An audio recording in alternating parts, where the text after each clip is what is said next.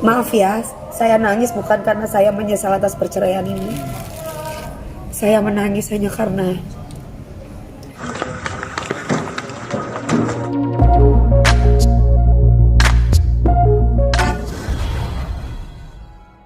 akhirnya ikraf dengan Depannya selingkuhannya. iya, ya ikrar talak kan ketok palunya udah selesai ya Mas Andi ya. Udah 2 minggu yang lalu ya Mas Andi ya. Jadi ya alhamdulillah dipermudah semua, diperlancar semuanya. Ya udah mau gimana lagi, memang kan memang seharusnya seperti ini kan, mengikuti proses yang ada. Ya Bang Sandi. Kan kebetulan memang Bang Sandi sama Mas Kris yang ngurusin semuanya. Jadi kan memang saya tidak hadir kan. Tapi perasaan yang sendiri seperti apa sih? Karena kan memang sudah nggak kepengen dari awal kan, memang udah nggak kepengen ribut-ribut dan pengen cepat selesai. Iya, ya perasaannya pasti lebih lega ya Mbak. Gitu cuman gimana ya, lebih lega aja gitu maksudnya. Ya harus begini. Gitu. Ya harus begini gitu, yang diterima nggak terima ya harus begini. Gitu. Ya harus siap gitu karena semuanya ini kan pasti kan ada suara ngaji nih hatiku gimana gitu perasaannya, lebih ke ikhlas, lebih menerima gitu, begini lagi ya gitu. Tapi berusaha move on kembali. Harus dong Mbak, skenario Allah atau keputusan yang tidak sesuai dengan hati harus aku terima walaupun tidak sesuai dengan hati. Namanya juga cobaan. Karena kan siap atau tidak siap diuji, ya harus siap kan gitu kayak Mas Andi. Kan kita siap atau tidak siap untuk diuji sama Tuhan ya harus siap. Saat ini mungkin ini lagi, bukan mungkin ya, tapi memang saya lagi diuji sama Tuhan. Sekuat apa, setegar apa gitu. Tapi ada rasa penyesalan nggak ini kali ini gagal lagi? Yang menyesal bukan saya lah Mbak. Yang menyesal ya pasti yang menggugat saya insya Allah. Kan saya nggak selingkuh, saya nggak ngapa-ngapain. Tiba-tiba saya digugat. Karena nggak ada apa-apa tapi tiba-tiba digugat, kecewa nggak mau? Kecewa. Yang Karena- pancing udah ada. Udah ada mancing lagi. Udah dong, jangan mundur. Hah? Kecewa kenapa, Bang? Kecewanya ya namanya rumah tangga itu kan gak ada yang sempurna Mas. Mencari pasangan juga pasti nggak akan mungkin ada yang sempurna. Kalau kita mencari yang sempurna ya nggak mungkin dapat.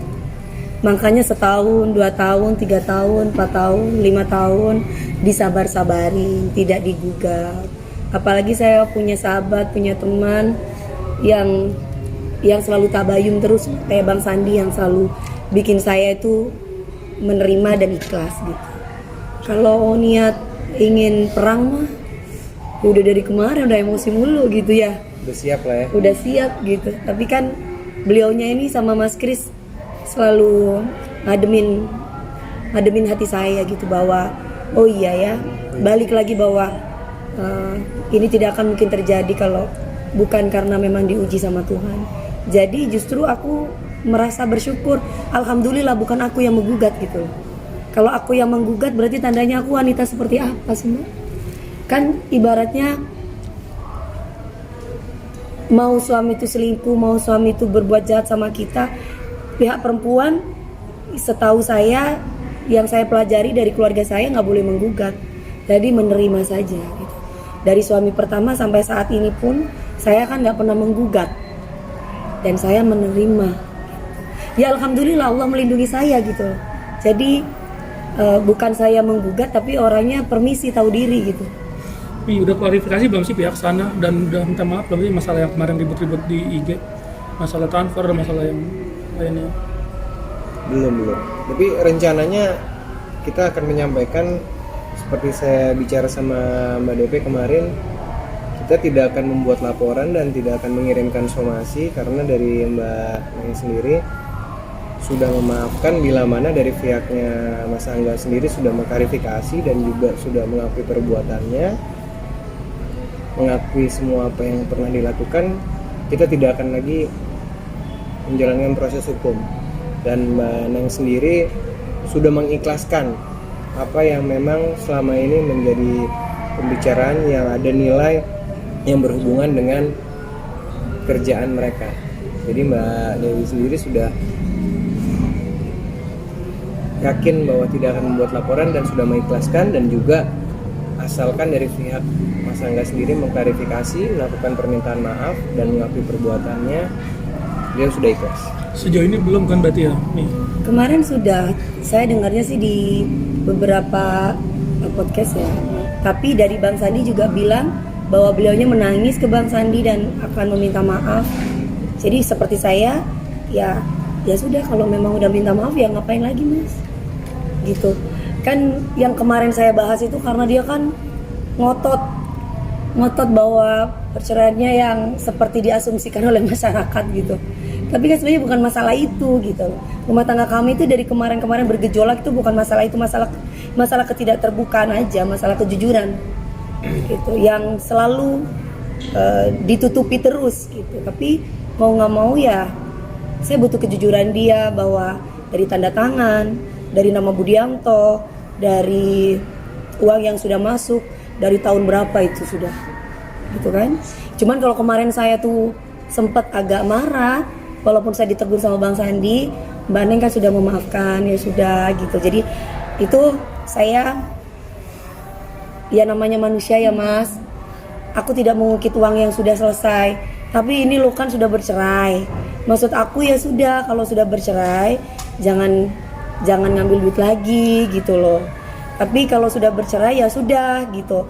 Saya cuma meminta hak saya ketika saya sudah bercerai, bukan meminta hak saya ketika masih bersuami istri.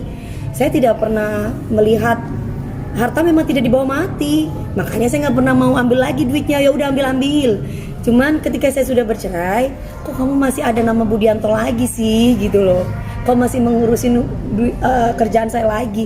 Itu yang saya komplain sama Bang Sandi.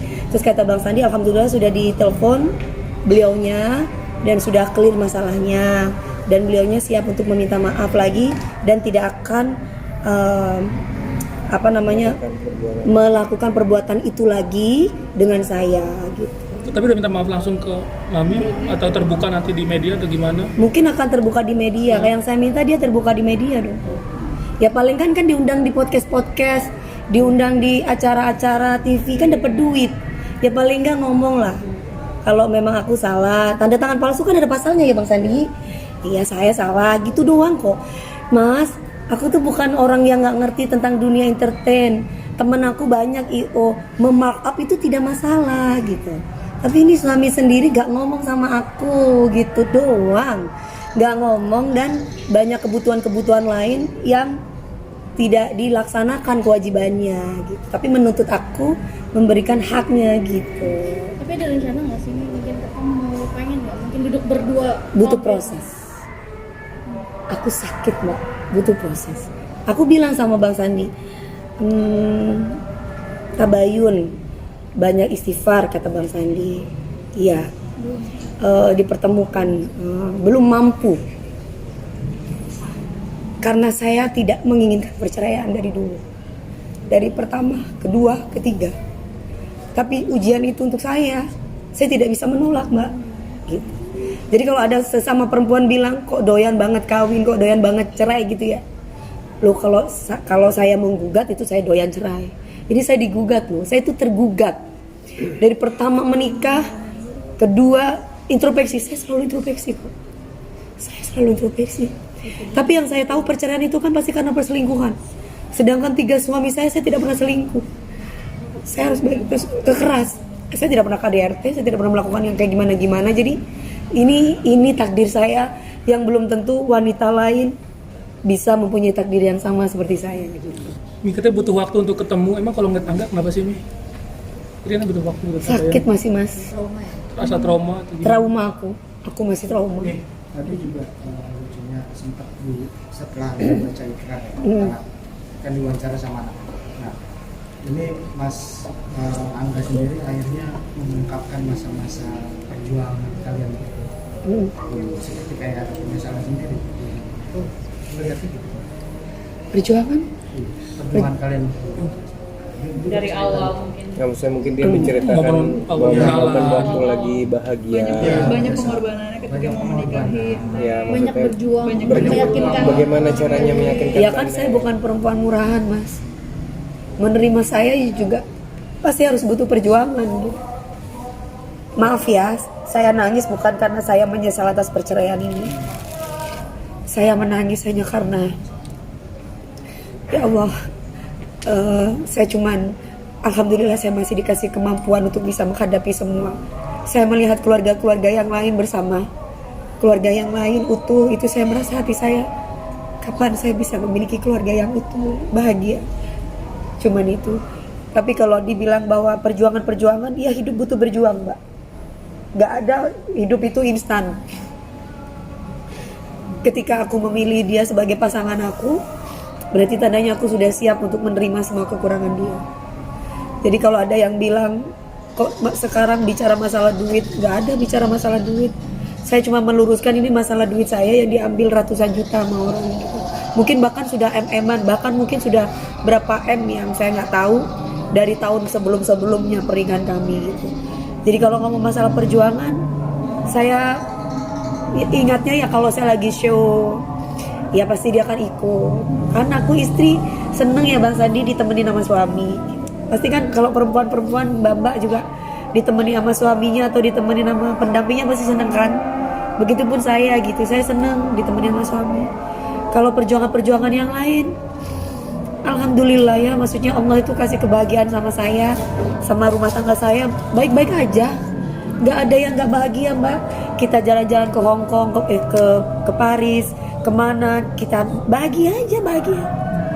Gak ada sesuatu hal yang sampai berjuang yang kayak Mbak Inul sama Mas Adam, kayak Mak Soima sama suaminya. Gak ada yang berjuang kayak gitu.